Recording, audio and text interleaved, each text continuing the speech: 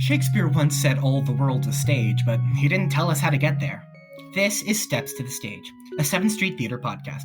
I'm your host, Colin Pinedo, and let's get the show going. Thank you, places! Folks at home, do you have a business, small or otherwise, that isn't pulling in traffic the way you want it to? Well, it might be because they don't have something to remember you by. And that's why today we are sponsored by Graphic Details Inc., signs and displays. They will print out your banners, they'll cut vinyl, they'll do window graphics for the company cars. We're talking business cards, banner stands, LCD displays, tabletop displays, logos, all in full living color. Again, that is Graphic Details Inc. here in Chino, California. Thank you so much. All right, well, hello and welcome to Steps to the Stage, a 7th Street Community Theater podcast where we go through the ins and outs of theater with the community theater professionals you know and love. I am your host, Colin Pinedo, and today we are joined by our friends Liv and Emily all the way from Sydney. Liv and Emily, welcome back. Hi, thanks so much. Hi, of course. Now, you guys are all the way in Australia right now. It's really exciting, honestly, to be able to have this connection. So why don't you talk about what it's like to do community theater where you're from? Yeah, so I grew up in Central West New South Wales, actually, in a little hub of theatre, I was pretty lucky, I think. There was about 4 community theatre companies operating in 2 very small towns at Central West. So I had lots of opportunity to explore theatre and to perform. You know, there was probably 2 to 3 community shows running a year. And, you know, population-wise, it was a very small town, whereas here in Sydney, obviously, it's a lot larger population, and so there's sort of less opportunity. We do have community theatre groups, but they're not as readily available as I would like, particularly in Western Sydney, which is where we are. So we have a couple that service a lot of Western Sydney, and that's not really enough. And they're producing maybe 2 to 3 shows a year max. So there's a high demand for it too, I think, particularly among the youth, which I've mainly worked with youth in theatre. And there's some really passionate kids out there that just want to do theatre. And I'm like, we need more. Yeah. Days for them. So, yeah. But look, community theatre, I'm sure it's the same over there. It's literally in the title. It's all about community and it's so much fun. And everyone sort of pitches in and helps, and you know it takes a village to do community theatre, and absolutely, you're in all of the pies. You know, like it's pretty awesome, and it's great. I've seen a few community theatre shows in the last 12 months, and the quality is so amazing, which I'm loving. Oh yeah. I understand you guys are working on a production of Little Women right now. Yes, that's true. Yeah. Can confirm. Yes. Well, would you mind talking about sort of how that got started? Yep. Do you want me to go? So yes, I directed youth productions in the past. This is a show that I really wanted to do, so I did it 10 years ago in a community theatre production back home in Bathurst. I really loved it, and it's a show that's really stayed with me. I think the music's beautiful. I think the story's beautiful, and it also doesn't take a lot to put it on. So in terms of cast, there's 10 cast members. It's obviously a really accessible show in terms of age-wise. Like the characters are meant to be about 14, 15, 16 when the show starts. Obviously they grow up, but they don't get really too old. I think it's about 19 or 20 they are at the end of the show. And so I thought this is a really awesome production to put on. It's also a story that's transcended generations, and it's so accessible to people. You know, everyone has something they can relate to it. So I was really passionate about doing it. I think you knew the show, Em, before we started. I am one of 4 sisters, like the 4 main girls in the. And when I was younger, I had read like multiple different versions of the book, and I didn't even know there was a musical version until Liv told me about it, and my mind blew up. Yes. So we're both passionate about the show, and I loved the music, but it's not something I think the rest of the cast really knew. They weren't familiar with the story that of them hadn't even read the book or seen the movie adaptation. Alana. So yeah, Our lead, Wow. Alana, didn't even know of its existence. she was like, Little Women. Wow. I'll try that. Audition for this Crazy. Little Women. What's that? Yeah, it's been around since the 1890s. Check there. In some cities, yeah. So we've been doing this on this crazy journey for the last 3 months. With I've had a lot of parent help, which has been amazing. A lot of volunteers. Okay, which that's is great. Yeah. me calling up people at like 6 p.m. going, "Hey, are you busy? Because I need to wallpaper sets, and I really don't want to do it myself." Feel about that. Absolutely. Yeah, it's been a crazy ride, and it's been a lot. And we're heading into production week as of tomorrow. That's So, exciting. It's exciting. Yes. It's absolutely terrifying. I don't know how it came Of around. course, in the best way, though. Yeah. Yeah, absolutely. But it's we're so excited. We're so ready, I think, to finally be in place and have all the production elements. But yeah, it's been a joy. Yeah, sounds exciting. So, how did you two start working together? A couple years ago. A couple of years ago. Okay. You can go. Yeah, well, I mean, I was Emily's teacher, so I was Okay. teaching dance and singing at the time. And I actually had no clue about anything musical theatre until I met you. I had a small interest, and then I met you, and it kind of went.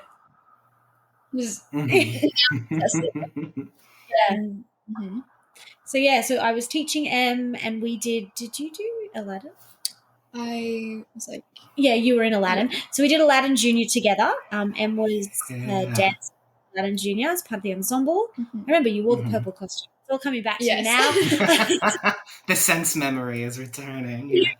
Flashes. And then we did Shrek, and Em played Swan Princess. Yeah, Swan Lake. Okay. So fairy tale characters. We sort of added a few extras. Okay. And you got to wear a pretty tutu. I remember that too, in point shoes. And then but through that, you had always expressed an interest in sort of backstage and directing, and always had questions. So I always loved like knowing how things worked, and I always had an interest. Like, lighting, wow. Yeah. So when Little Women sort of cropped up, Em actually auditioned, and I said to her, "Do you want to do this with me in terms of assistant directing?" And basically being my right hand. Yeah, didn't hesitate. It's being able to step into the assistant director role has been really interesting from my end, from my perspective, because it's really helped, especially like with the audition process. It's helped like demystify a lot of sort of what goes on, and just like mentally it kind of puts me at ease. Like, it's not like me. It's like there's a billion other factors that go into it, and it's like there's so many other reasons things can happen. Yeah. It's been we've actually had an assistant director before. I have always just directed One Woman Army. I've been an army for so long. It's really nice to have help. Yeah. What's that like to be able to have another person to work with and share that experience with? Yeah, and also just like being able to basically have a second me. I often feel like in a room I need two of me. I'm like, I need to be here, but I also need to be doing that. Yeah. And so I can be like, can you do that and I'll do this? Whoa. Great. Yeah. Yeah. It's interesting how similar our experiences are in this like community theater sort of industry, despite being miles and miles and miles and miles apart, because what you've been talking about is absolutely is absolutely true on our end as well, about how there aren't a whole lot of community theaters around. There's a lot of regional theater because we're about an hour and a half away from Los Angeles, so we're fairly close to that whole deal. But in terms of like for the kids and like for like high school and community, there's not a whole lot. We have our 7th Street Community Theater, and there's like some high schools, but other than that, we're kind of alone in the Inland Valley. I feel really lucky that I grew up like in a hub of theatre because like I said, small town. I don't actually know what the population of Bathurst is today, but it's not big. Let me tell you, it's not a city. And we had 2 groups there, and then 45 minutes down the road was another small town that had another sort of 2 community theatre groups, and they were producing 2 shows each a year. So there was like 8 community theatre shows going on every single year within these 2 small towns. So there was so much opportunity. And high schools, I think every high school in the area was doing a High School Musical. So not actually high school. That's great though. But dueling productions. Yeah, but they were always doing something. So it was which was fantastic. Liv, you said that you also do lighting design, yes? Yes, I've had to. Yes. learn. Okay. Yeah. Okay. The absolute hard way. Has been fun. Did you see me? That was me. No, sorry. Yeah, no, I've learned lighting design on the fly. I have no technological ability. It's not in my realm. I often break my technology, and I live with Jeremy, who's in the production, and he's like a little brother to me.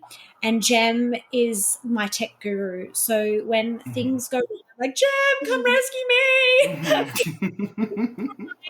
My phone that's like exploding, or my Mac that I can't turn back on. Like, what have I done?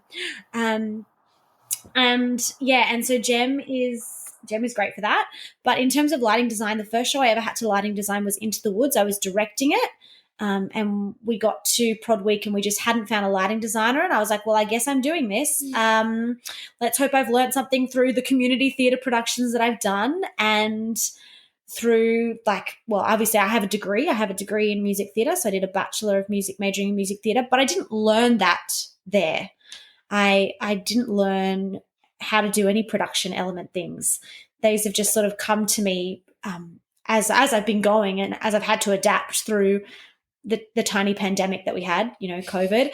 If you wanted to work in theatre, you had to learn how to be different things and wear many hats, because that was the way the industry was going. So I in production week of Into the Woods learned how to lighting design, and it was probably really bad. Like, reflecting on it now, watching that video back, the lighting design was not great, but it happened, and I learned a lot through that. Like, I had a tech that was with me, and he was opping, and I was basically like, I think I want like a blue vibe. Can you give me blue? And that was my extent of lighting design at that point. It's gotten better to the point where Shrek, which we did last year, had 115 lighting cues. Really outdid myself there.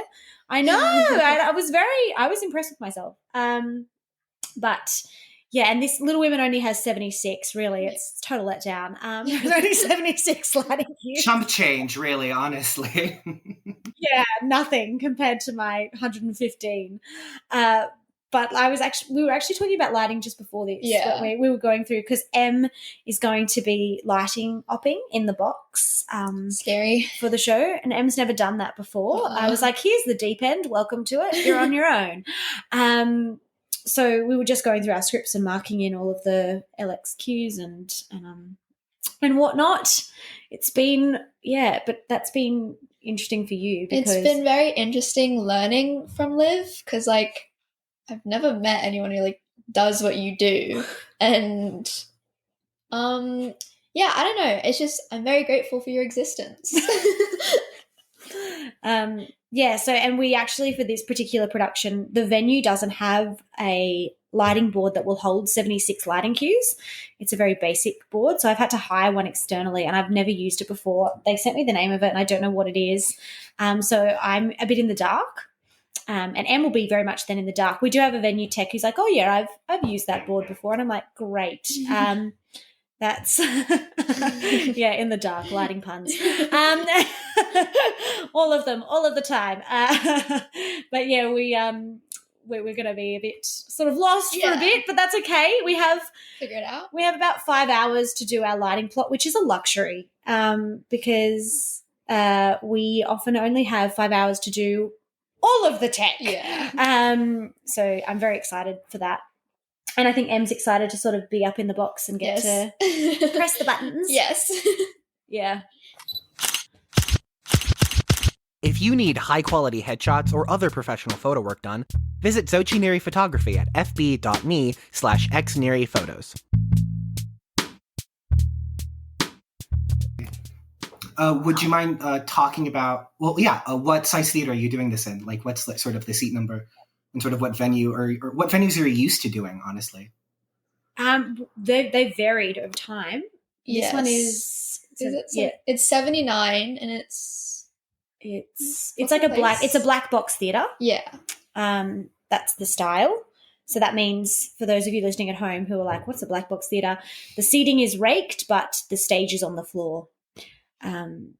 It's a very beautiful venue. I don't think you've been in there yet. I think I've seen a photo. Yeah, photos. Yeah. It's beautiful wooden floorboards, high vaulted church ceilings. It's got like a million different exits and entrances. So everyone on stage it really adds to the story, like, because they have all the opportunities to move around.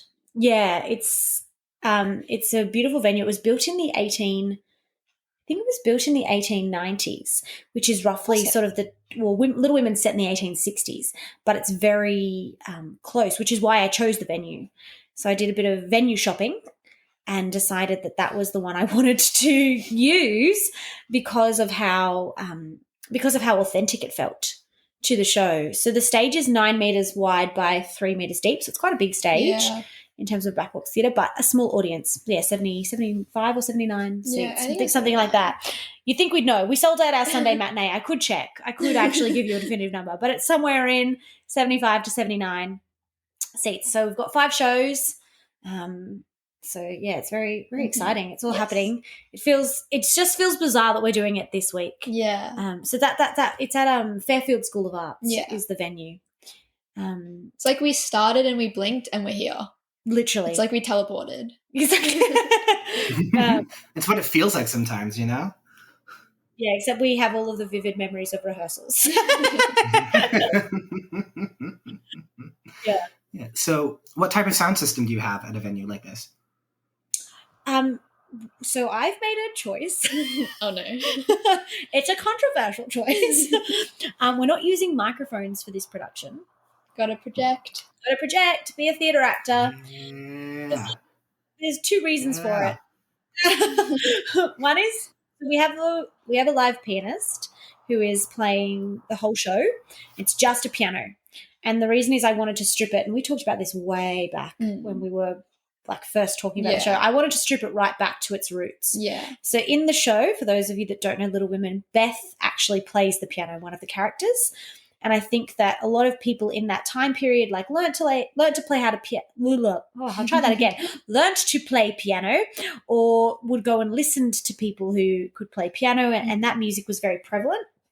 So we wanted to strip it right back and leave that authentic feeling, which went with the venue. Everything is trying to be really authentic in the show. And obviously microphones weren't invented back then. So that was the reason I made that decision. But because it's so acoustic and the venue is so cavernous, I think the cast and you're probably going to get a shock when you walk in, because it is like a church. It's these high vaulted ceilings and everything echoes. And I'm like, you don't need a microphone for that. And I actually think it'd make it worse because, look, we've not had good experience with microphones in the past. We've had some issues. Some. That's my worst nightmare.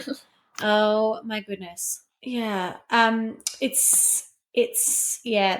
I think my worst one was Into the Woods. Again, I'd never done it before. In my defense, I was new at the concept of lighting and sound, and we had backing tracks for Into the Woods, rookie era.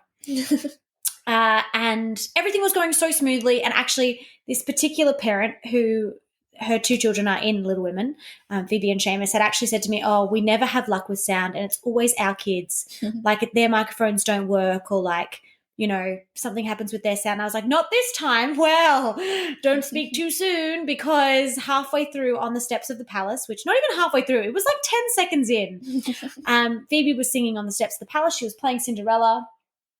And I don't know what I did. I don't know. I must have like jumped or something, and I pressed the play button again on the sound system.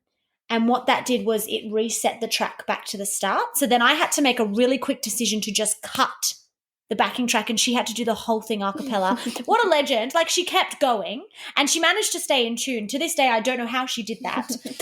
She was like 13 at the time, and to this day, I still apologize. I'm like, remember that time? And I'm so sorry. And it was my fault. And I know it was my fault. But then what made it even worse, obviously, like that parent had told me that they had sound problems. The year after, Seamus, her brother, was playing the genie, and he opens the show of Aladdin, and his microphone didn't work for the first whole scene. And I was like, what? You people are cursed. Like, this is not a me problem anymore. This is a you problem. I'm not doing it anymore. So, yeah, actually, you know what? We'll blame the Furies. We'll say that's the reason we're not using microphones, because I'm so worried. You know how you can't say Macbeth in a theatre? Yeah, You can't exactly. say Fury. You can't say Fury in a theatre. You can't have a Fury using any sort of sound device. In this, but we are filming the show, and the guy who is doing our filming, who is an absolute legend, we love Jason, he is going to be bringing his own mic so that the sound picks up. They'll just be those like the drop down sort of like choir mics, that's what we call them. I don't know, like in TV shows, like the yeah, to just pick up audio for the recording, just in case, as a bit of a backup. But yeah, in terms of actual projection, condenser mics, that's the word. In terms of projection, yeah, they're just theatre actors. Use your voice. Liv, you mentioned you have a BA in theatre, yes? Yeah, of music in music theatre, yes.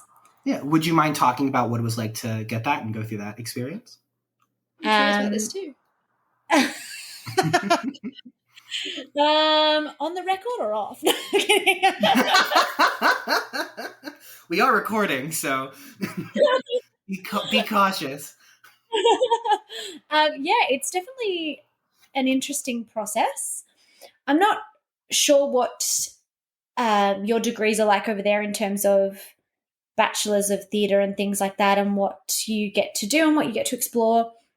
I'm very vocal about this in the industry, actually, so I have no problem in saying it on a recording. I don't think that our institutions over here, our tertiary institutions, teach enough about the business side of show business in terms of these degrees. Yeah. So I'm like, same here. Yeah, you understand my my and the advice I was ever given was show is 4 words, business is 8. So most of show business is made up of being a good business person, and we weren't really taught how to produce, how to direct, how to wear all of those hats that I sort of mentioned before. And I've had to learn that in the industry on the fly in a really scary way. And I think that I could have probably been better prepared for it. And I'm really passionate about the fact that I think even if you are studying a performance degree, which is what I did, I'm trained as a singer, an actor, and a dancer, you still need that. You need to understand how things work, and you need to have an appreciation of it, because most of the industry is made up of crew and designers and techs. They are the foundation, and we don't appreciate them enough. They don't get enough of a rap. But we also need to know how to do it ourselves, because a lot of what we do over here, particularly in Sydney, there's a huge independent theatre scene. And that's how I started. That's where I wrote my 2 shows and how they got produced. But it was a lot of hard work because I didn't know how to do those things. And I'm just very, very lucky that I have a great community of people around me who I called and I was like, I need some help. And they networked for me and they helped me meet the right people who have become part of my community now to give me the tools necessary to execute that sort of standard of work. But, not everyone's so lucky that they have that opportunity. And I think that, I feel like there needs to be a module, a unit, a semester worth of how to be a backstage person at a show, how to lighting design, how to lighting op, how to sound op, how to do all of it, how to be a stage manager. Gosh, there is so much work for stage managers and there's so much demand for them and there's not enough of them. And we are in Sydney at the moment having a shortage of lighting designers. Like there are so many roles and opportunities available and there's not enough people trained to do it. And I'm not trained to do it. Like there's no way. I didn't go to uni. I don't have a degree. I don't have enough experience. I think that we need that. So my experience, look, that's like a whole tangent. My experience was, it's a performance degree. It was hard work and it was 3 years. And I learned a lot. But one of my big gripes is that I want to learn more. And now that I've branched into writing, and I've seen both sides of it, I've done the creative process, and I've been on the panels, and I've been on stage. I feel like I have experienced all of the theatre now. Yeah, and I do love all of it. Do you have a preference, like what you prefer? Prefer is the word I'm looking for. Yeah, like in terms of backstage or on stage. Yeah, I quite like both quite equally, but because only recently I've like actually been able to experience what it's like learning about all the backstage and directing and things like that. I like being bossy, so it's very interesting to me. But yeah, I guess it just depends. I like them both. I think, yeah, they're pretty equal. Yeah, I feel like you can do both too. Oh, stop it. Liv, you mentioned that you've written 2 shows that have toured places. Would you mind because I'm actually really interested in that. Would you mind talking about that for a few minutes if you could? Yeah. So I wrote, my first show is called Puppets. You've seen Puppets. Yes, it made me cry. It was like a bunch of us went to go watch you. It was one of your last performances, and we were just all in tears. All our parents were in tears. Everyone was just going crazy. It's actually a comedy. Just to clarify. Like one sad part, the just immediate waterworks. But they lost it at the one sad bit. No, it's a comedy one-woman cabaret that I wrote in lockdown. I was actually chatting about this morning. I wrote it over a 3-day period. It was originally 32 pages of just monologue, basically ranting. I'd been dumped by a boy, okay? Just for context. I'd been dumped. I was angry. So I wrote a play about it. And then the play turned into a cabaret with puppets. So I turned my ex-boyfriends into puppets, which when you're on a first date is a really awkward thing to have to confess to someone. Oh, you write shows. Oh, you're a performer. What's your show about? Well, if you stuff this up, you might be in the sequel. Super awkward. That show ended up being stupidly successful. I still can't get over it. I met my good friend and director Carly, who operates Theatre Travels here in Australia. She helped me along the journey, and Puppets went to Sydney, Melbourne, toured around Australia, ended up at Edinburgh Fringe. From there, we came back to Sydney, and that's when I won Broadway World Award for Puppets. And then Carly was sort of like, oh, do you think that we should write another show? And I was like, we can give it a whack. So that's how Broadway Diva was born, which is my current show that I'm touring. So I closed that last night here in Sydney. Next week I go to Bathurst, my hometown. Haven't been home in like 10 years to perform, so it's a bit exciting. Feeling a bit special about that. Then there's Melbourne, Darwin, and then we're off to Edinburgh. And we're taking both shows to Edinburgh. So Puppets will be on at night. It's at 8:20, and Broadway Diva's on at midday, I think, midday.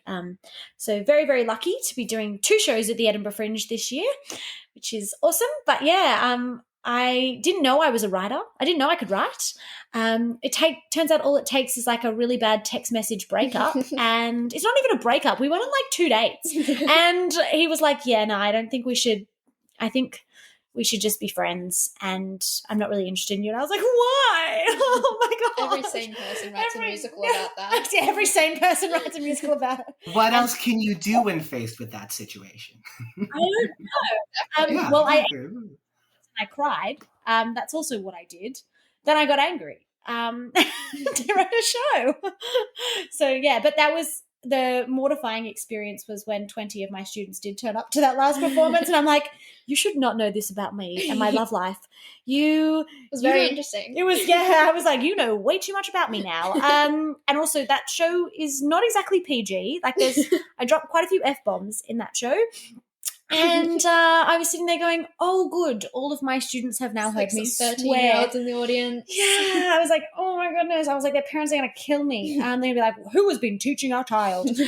It's me. So, please don't pay me. Yeah, please don't take them out of my class. I promise you. So it's been, but do you know what? It's been a wild ride, and Carly, who I share all of it with, has been a joy. I couldn't imagine doing it with anyone else. she's going to be coming to Little Women on Wednesday, the dress rehearsal, to sort of give some inspiration and some feedback to the kids before they go on. She's been doing this for a long time. So I'm really excited to have her in the room and sharing that with us. But, yeah, look, Puppets and Broadway Diva, if you told me 3 years ago when I was sort of in the middle of a pandemic that I was going to, write 2 shows, produce them, win awards, and direct community theatre in the meantime, I would have laughed at you and told you that you were absolutely nuts. But alas, alack, here we are. So how many performances is Little Women going to run for?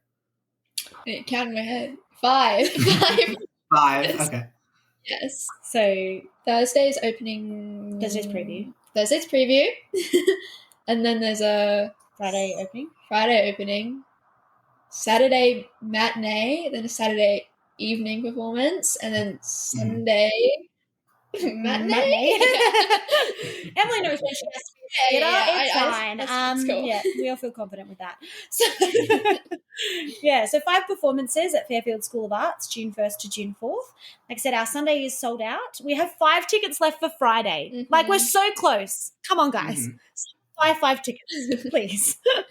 But yeah, so we operate through the website Humanitix. Do you guys have that over there? I don't know.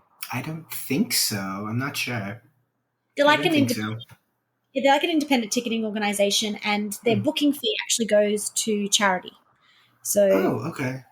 Yeah, which I like to use them because I feel like I'm giving back. Okay? So women. If you type in Little Women Fairfield, it is the first thing. Up. And so we're on Humanitix for those tickets. Like I said, we've only got 5 left for Friday. I think we've got 10 left for the Saturday matinee. Again, so close. And the best availability is on Thursday night. So we're sort of encouraging people to try and book tickets for Thursday, but we'd love to sell out Friday as well for opening, which would be a real treat. I don't think any of the kids have played to an actual fully sold out house yet. So Sunday is going to be they're shaking in their boots. Yeah. And obviously, we're on social media, so we've been doing a lot of social media-ing. Yeah. We have a vlog, which is on YouTube. So we've been documenting the process. I'll open Instagram. There's like 20 photos from you just posting about it. I'm like, in my defense, I only post 3 times a day. Emily doesn't check her Instagram that regularly. That's clearly the problem here. So yeah, it's at Olivia Ruggiero Productions is the one that you can follow. And obviously I have a website as well, oliviaruggiero.org, and so all of the tickets and information about the show and how it was born and the cast are on that website. They have their own little tab, which is so special. They get their own tab. Broadway Diva and Puppets don't get their own tab, but Little Women does. Yeah, no, it's been a passion project. I think we can definitely say that. Everyone has just poured so much into it, which you would know, like community theatre is like that, and people give, and they're so generous. Like the cast is like the characters are a literal family. The cast has become so much closer, which I've noticed, which is sweet. Yeah. And the parents are also willing to help. When I put that call out to wallpaper sets, I think I had about 7 or 8 parents turn up to wallpaper, which was amazing. And like Em's parents have donated couches. They basically donated their trailer and their garage for the next couple of weeks to hold sets and whatnot, which was very generous. So everyone's just been, so incredible. We're very, very lucky. I feel very privileged. Jeremy, who's in the show, his mum Naomi, she has sewn over 40 costumes. She's done very well too. Yeah, I think there's about 50 costumes in the show. So each character has about 5 costumes, and she has altered every single one. She has made pieces to fit. And as soon as she notices there's like an issue, she's like straight on it. Yeah, she's so on top of it. She's been awesome. And then we've got Steve and Fiona, who actually their children aren't even in the show. They're just family friends. Cool. Yeah, they're just amazing. Steve built our sets. I called Steve and I was like, can you come to Bunnings with me? And he was like, I'll build your sets for you. Just tell me what you want. So Bunnings is like our hardware store. I don't know if you guys have that over there. We love a Bunnings. Bunnings is great. There's a cafe in there too. You can go to the cafe at Bunnings. That's a real highlight. But we went and got all the materials for our sets. Steve built them in his garage. And then we wallpapered them in his garage, and Fiona has steamed all of our costumes. And Zach, who is her son, who is an amazing talent. He's not in this show. He's a dancer. He's got so much energy. He's only like, I think Zach's 11 now, Yeah. 11 or 12. He is ushering for us. So, yeah, it's really is a family affair. Like, everyone is so involved and passionate. It's been awesome. Loving it. Well, thank you so much, the both of you, for sharing your story and your experiences with us. I've really enjoyed having this conversation with you guys. Well, thank you so much for having us. We've had a blast. Yes. Yes. I've never done anything like this. It was very interesting. Yeah, it's fun. In today's day and age, it's more important than ever to remain informed and present in your community, which is why today we would like to highlight the Chino Champion local newspaper. Make sure you keep up with all of Chino's great local events like festivals, meetups, and live performances, virtual or otherwise. The Chino Champion. Thanks for tuning in. Please, subscribe to Steps to the Stage on your favorite podcast platform, and don't forget to follow us on Instagram, Facebook, Twitter, YouTube, all that good stuff. And scene.